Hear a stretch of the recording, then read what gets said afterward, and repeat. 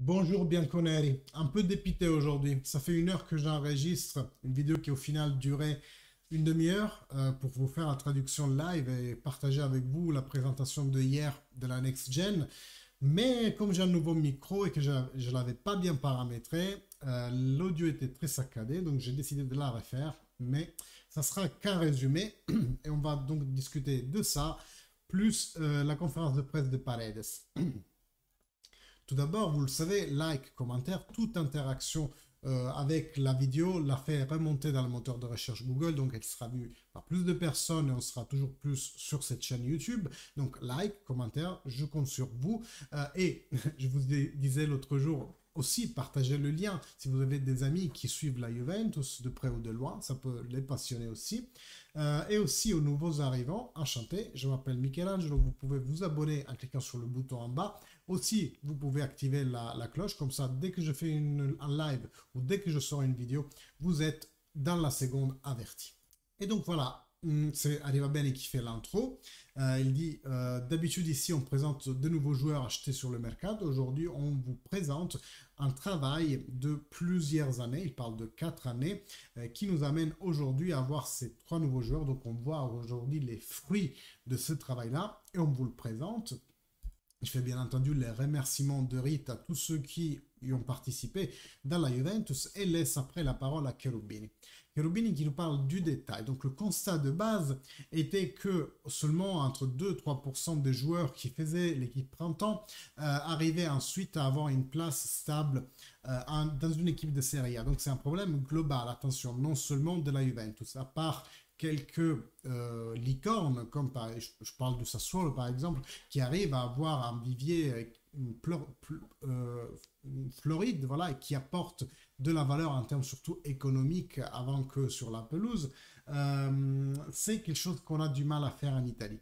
Et aussi un step intermédiaire, fournir à ces jeunes un step intermédiaire entre un U20, U19 et une première équipe qui est un saut trop grand en termes de responsabilité, de technicité, d'intensité, etc., etc., pour permettre à ces jeunes de faire un parcours et d'être prêts pour la première équipe. Une chose intéressante que je trouve intéressante, c'est qu'il dit avant on croyait simplement que le fait de prêter ces jeunes pour qu'ils se fassent de l'expérience et qu'après ils reviennent, ça allait résoudre la solution.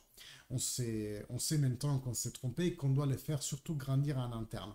Or maintenant, entre parenthèses, hein, la U23 évolue encore en série C, alors que si elle évoluait en série B, peut-être que ça serait un peu mieux pour faire grandir ces jeunes. En tout cas, après on commence avec l'interview des jeunes. Et je vais vous faire une synthèse. Pour 2 d'entre eux, Miretti et Fagioli, ils sont arrivés très jeunes alors que Souley a été acheté. Et d'ailleurs, il nous dit comment il a choisi la Juventus. Apparemment, ils étaient à une grillade avec son manager. Il lui a dit voilà, tu as ces 3 4 équipes, prends-toi une semaine de temps pour décider. Et il a dit que tout de suite, il a décidé Juventus. Pourquoi? Parce que c'est une des 5 équipes majeures dans le monde et que le fait d'avoir le challenge d'arriver de la U19 jusqu'à la première équipe, c'était pour lui une forte motivation. Et bien la preuve, il a fait, il est là. Alors que les 2 autres, ils sont là depuis le plus jeune âge.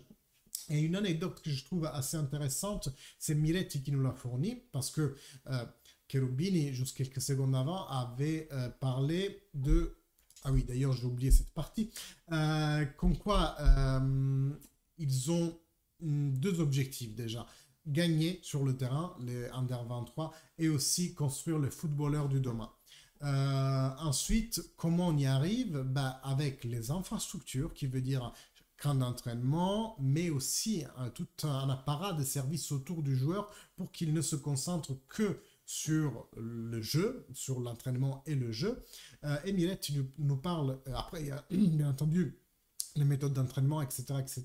Mais Milet, tu nous parles par exemple d'un service qui a l'air de rien, mais qui nous donne un aperçu de la quotidienneté de ces jeunes champions et de leur famille. La Juventus met à disposition une navette qui va chercher tous les joueurs aux alentours de Turin pour les ramener à l'entraînement et qui ensuite les ramène à la maison. Chose que par exemple le Torino ne fait pas. Donc lui, il nous dit, ben, rien que ça en termes de logistique, ça a été un fort vecteur de choix parce que ma famille ne pouvait pas tous les jours me ramener à l'entraînement et après retourner à la maison et après quoi. Enfin, vous voyez, c'est beaucoup de logistique pour les familles. La Juventus aide les familles en ça. Donc même s'il était déjà fervent supporter Juventus, c'est vrai que cet aspect logistique n'a fait que confirmer un choix pour lui. Fagioli nous dit pareil il a été là depuis petit, etc., etc. Donc c'est vraiment très intéressant. Une autre anecdote que j'ai bien aimée, c'est celle de Souley qui nous dit non, c'était Miretti aussi. Et quand on t'attribue ton casier, pour toi, c'est vraiment un moment hyper émouvant et ça n'est rien du tout. C'est juste qu'il t'attribue un casier au vestiaire. Mais c'est pour dire qu'est-ce que ça signifie pour ces jeunes d'être au centre d'un projet, de venir en première équipe. C'est vraiment intéressant. D'ailleurs, il nous dit, et Arrivabene le dira aussi à la fin, que eux-mêmes qui ont réussi tout ce parcours font qu'ils peuvent aider les autres qui sont encore dans l'Under 19 et des autres équipes à se projeter dans un avenir en première équipe, donc à être quelque part un modèle à suivre. Très très très intéressant tout ça. À retenir aussi les considérations finales de Maurizio Arrivabene et qui dit Next Gen s'inscrit dans quelque chose de plus ample jusqu'un projet sportif visé à gagner et à construire les champions de demain, mais c'est Next Gen parce que ça doit parler aux prochaines générations. On parle souvent de génération X, de génération Y, on s'appelle Next Gen parce que c'est les enfants que nous visons demain. Ils doivent pouvoir se projeter, ils doivent voir que c'est pas si compliqué que ça finalement d'un terme logistique d'y arriver. Il faut juste y mettre la passion, la volonté et vraiment mouiller le maillot pour y arriver. Après, la Juventus accompagne énormément dans la logistique, dans l'infrastructure, ces jeunes. Donc, je trouve ça hyper intéressant. Et bien entendu, remerciement final à Gianluca Pessotto qui, vous le savez, a eu un passé difficile, un moment très difficile dans sa vie, mais qui apparemment était aussi central dans la constitution de ce beau projet. Donc voilà, moi, ma considération perso, c'est dommage que vous n'ayez pas la vidéo d'une demi-heure où je parle, c'est qu'au final, ces jeunes-là et leur présentation au grand public, c'est vraiment la preuve que la Juventus a énormément travaillé dans ces 4 ans pour quelque chose qui s'appelle la programmation. Je lis beaucoup sur les réseaux dire que la Juventus n'a pas de programmation. Aujourd'hui, je pense qu'on peut se dire avec ça que ça n'est pas vrai, c'est faux. La Juventus a un projet et d'ailleurs, Arrivabene le dit aussi à la fin, j'avais oublié, le fait que ça ne veut pas dire qu'on va plus acheter des grands champions. Au contraire, ça doit être un savant mélange des deux. Et surtout, les champions sont des mentors pour ceux qui arrivent en première équipe de l'Under 23. Et les Under 23 sont des mentors pour ceux qui viennent de l'Under 19, etc., etc. Vous voyez, on essaye quelque part un peu comme les Jedi, d'avoir un maître Jedi et un Padawan pour vraiment le faire bien acclimater, faire bien comprendre qu'est-ce que c'est le monde du professionnalisme dans le football et qu'est-ce que c'est d'être à la Juventus. Je trouve ça très très très enrichissant cette conférence de presse. Je suis très content que mon club ait été aussi prévenant finalement à voir qu'on avait besoin de ça et les fruits sont là. Aujourd'hui, Miretti a quand même déjà une 8-10 présences en Serie A, plus une présence en Champions League, à son début en Champions League contre le PSG. Dites-moi si ça n'est pas ça, mettre en valeur des jeunes. Pour moi, chapeau à la société, aussi à l'entraîneur, quoi qu'il en dise, les méritants jouent, c'est la preuve. On a 3 joueurs qui ont déjà énormément d'expérience, en plus de 100 matchs chacun avec la Under 23. Miretti, une dizaine de matchs à son actif, dont déjà un début en Champions League. Pour moi, c'est un bilan hyper positif après 4 ans. C'est vrai que dans ces 4 ans, on avait un peu du mal à voir où ça amenait cette Under 23. Pourquoi? Parce qu'on n'avait pas de résultats éclatants. Oui, certes, il y a eu Moise Kean, mais aujourd'hui, c'est un joueur un peu qui a du mal à vraiment décoller par rapport à ce qu'il nous a montré au début. Là, avec ces 3 jeunes, on voit qu'on s'intensifie un nombre déjà de jeunes qui sont prêts à jouer dans la première équipe. Et puis aussi en termes de qualité, quand on voit ce que Miretti arrive à faire à 19 ans. Vraiment, vraiment impressionnant et bravo la Juventus pour cette belle programmation. En ce qui concerne la conférence de presse maintenant de Paredes, c'était là aussi très intéressant. Donc, première impression de la Serie A, il ne peut pas en donner parce qu'il a joué qu'un match. C'est la question qu'on lui pose. Qu'est-ce que peut donner Paredes à la Juve? Il dit, je vais essayer d'être toujours à 100%, de faire ce que le mister me demande et savoir de ce dont l'équipe a besoin. Et je suis prêt à aider et à jouer pour l'équipe. Cet été, il nous dit avec Di Maria, dès que j'ai su qu'il venait ici, on a commencé à parler avec lui, aussi avec la famille, parce que leurs femmes sont très amies. Que je puisse éventuellement aussi atterrir ici. C'était une possibilité et finalement ça s'est réalisé. La verticalité, attention, très important. Apparemment, le mister lui aurait demandé de la verticalité. C'est bizarre pour un mister qui ne veut que jouer qu'en défense, non? Il a choisi la Juventus. Ah non, j'ai sauté une question. La verticalité, c'est quelque chose que le mister m'a demandé dès que je suis arrivé, de jouer en vertical, et c'est ce que j'essaye de faire. Je sais que je peux faire ça pour l'équipe. Pourquoi il a choisi la Juve? Parce qu'il a toujours eu des opportunités pour venir à la Juve, mais maintenant c'était vraiment le moment. Et il voulait aussi revenir en Serie A. Et on le sait, le fait que Di Maria ait choisi de venir à la Juve, c'était un incentive supplémentaire pour lui. Il a toujours été tranquille que l'affaire se serait fait. Il a vécu ça très bien. Même le fait qu'il ait eu Marquise qui lui conseillait de venir, je vous rappelle que les deux ont joué ensemble au Zénith. Et il a suivi bien entendu le conseil, il était ravi d'atterrir à la Juventus. Après le match du PSG, qu'est-ce que manque à la Juventus pour devenir comme le PSG?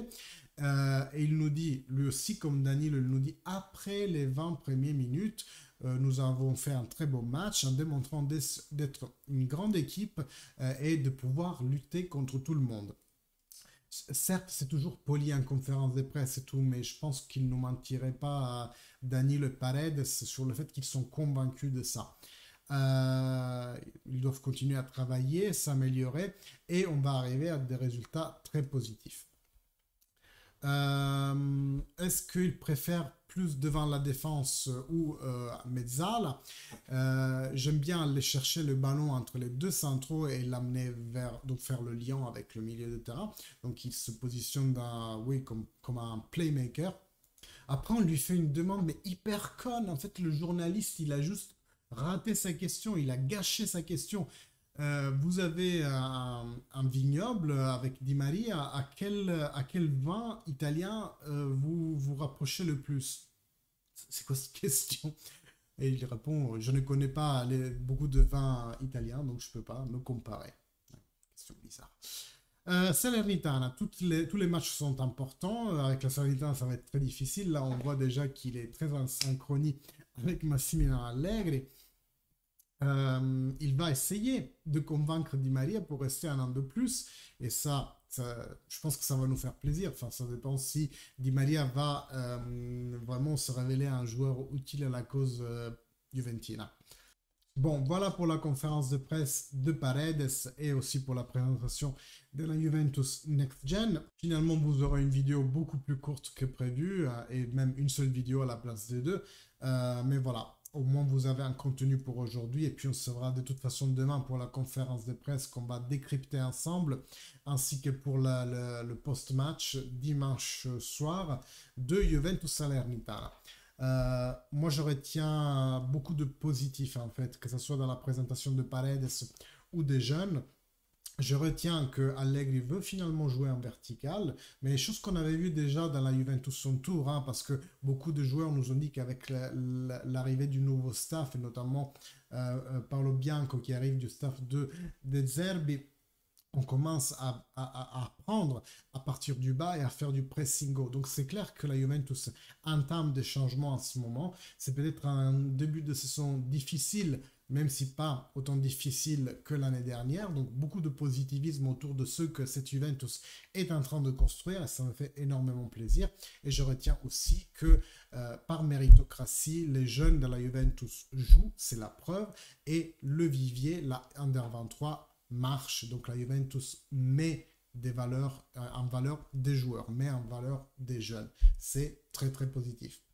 Mes amis, merci beaucoup. Like, commentaire, suivez-moi si ce n'est pas le cas. Et nous, on se voit demain pour une nouvelle vidéo. Merci et fino alla fine, forza Juve. Ciao!